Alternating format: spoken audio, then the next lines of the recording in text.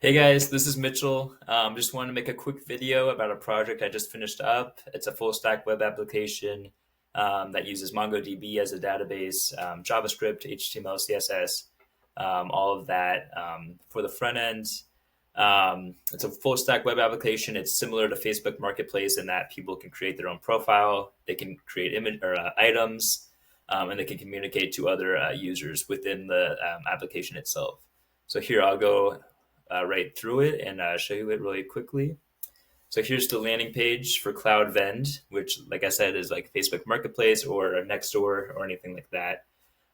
So we can go ahead and register. So I'll pick a username. It does have to be unique. So let me pick a name that probably hasn't been used. I'll go with Lulu. For a password, I'll go with CloudVend12345. Email, I will say lulu@gmail.com. And then I'll go with my city, Nashville. So I'll click register, and then Lulu's information will be loaded into the database through here, through MongoDB Atlas, and I can show you it really quickly right here. So I'll refresh the page. Here's all the users that have already been created. I think there's about 10 or so. But I'll refresh the page, and then Lulu's information should be loaded into the database right here.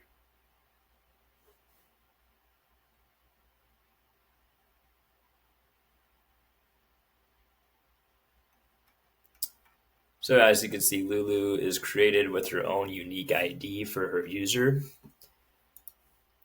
So now here is the page. Here's the home page. This is what it looks like if you have not created a profile. So you can see create a new profile is up here. That's because this is a brand new user. They don't have an actual profile page associated with them yet. So we'll see that we can't actually post an item yet as well because we need to create our profile before we create an item. So that won't be shown as well. But here's all the items within our web application. So we can see this is all created by Mitchell, created by Grace, created by Ethan. I'll just click on one of them at random. I'll click on this blender. And here's the show page, the unique show page for this item itself. So you can see it's a KitchenAid blender, has its condition, has a profile, or has a description. And you can see it's actually created by Ethan. And here's the important part. You can't actually leave a comment unless you create a profile as well. So since we don't have a profile, we'll have this show up and this show up. And here, I'll just go ahead and show you what happens if you click on here. So it says created by Ethan. Click on his name. Here's the profile page of Ethan. So you can see his paragraph right here. He has a Facebook account and Instagram and another link right here. And here's all the items that Ethan has listed. So the blender that we were just on, the rocking chair, the electric scooter, the journal, and all this. So if I go to here and go to Ethan, or excuse me, if I go to items, and we can just see one of his items right here, the KitchenAid blender.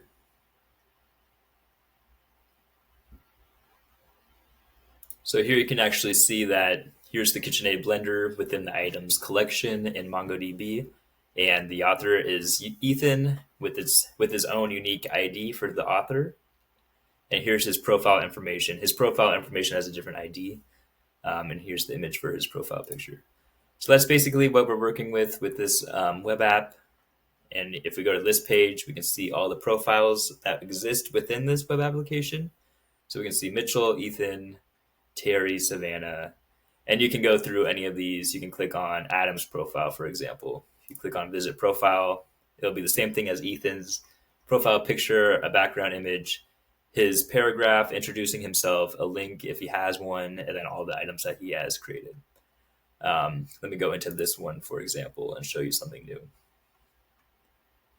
So same thing, we'll have a paragraph describing what the item is, who it is created by, and here's the comments that are actually associated with this item. So you can see there's a bunch of different comments on here, and then it tells you who has created this. If you click on here, that does the same thing, goes to their profile page. And if the author of the item commented back on this item, their comment will go to the left side or to the right side of the screen to differentiate it. So let me create a new profile for Lulu. I'll go here, create a new profile, and I'll fill this in really quickly.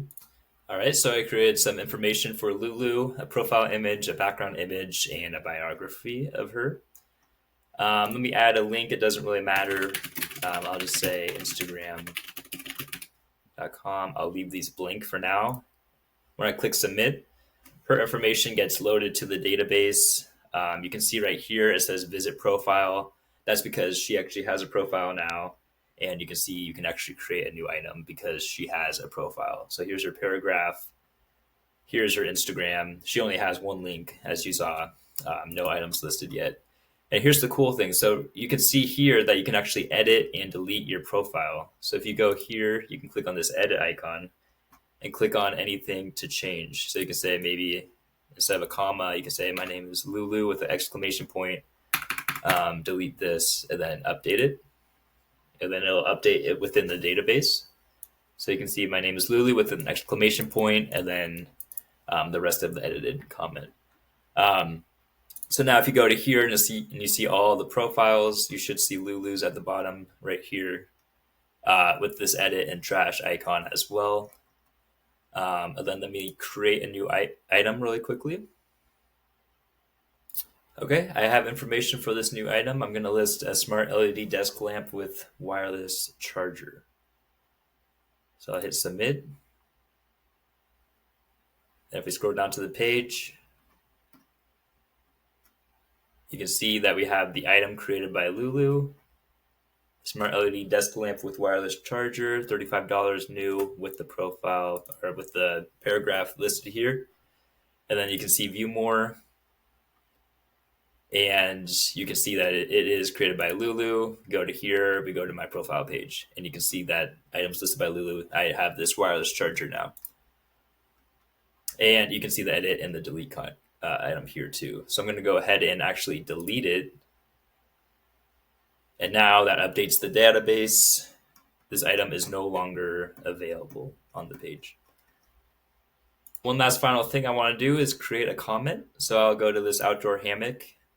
This item has a lot of comments on it already. And I'll just leave a comment.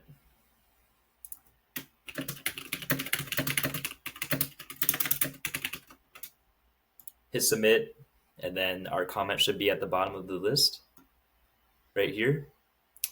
And the cool thing about this is that you can actually edit and delete your comment. So I'll just go ahead and edit it first. So I'll do 5 or so exclamation points, update comment. And then it's updated down here. And then you can also delete the comment. So I'll go here and actually delete it.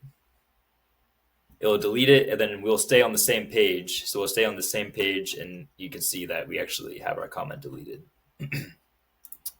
So good. So the last thing I want to show you is if you go over to here, you can see that we have a tab that says View Items in Nashville. And if you remember correctly, once we set up Lulu's account, we actually associated her account with being in Nashville. So that's why it says View Items in Nashville. We can click on this. And this will only show us the items that actually have authors that are living in Nashville. So you can see item available in Nashville, Nashville, Nashville. It's not going to be your whole entire list because this is just curated for Nashville.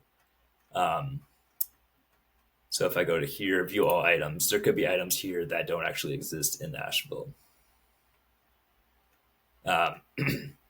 Excuse me. So for example, down here, this one is actually created in Sacramento. So this will never show up in this page. So I'll go to log out. I'll log in with my information, Mitchell, log in, and it's basically the same thing. You can see that I'll have the edit and the delete for the items that I have created. So created by Mitchell, I can actually edit it directly through here.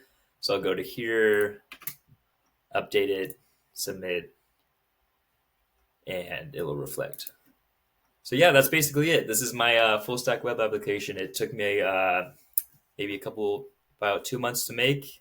Very fun to make. I'm very glad it's finally finished. But yeah, learned a lot. It was fun.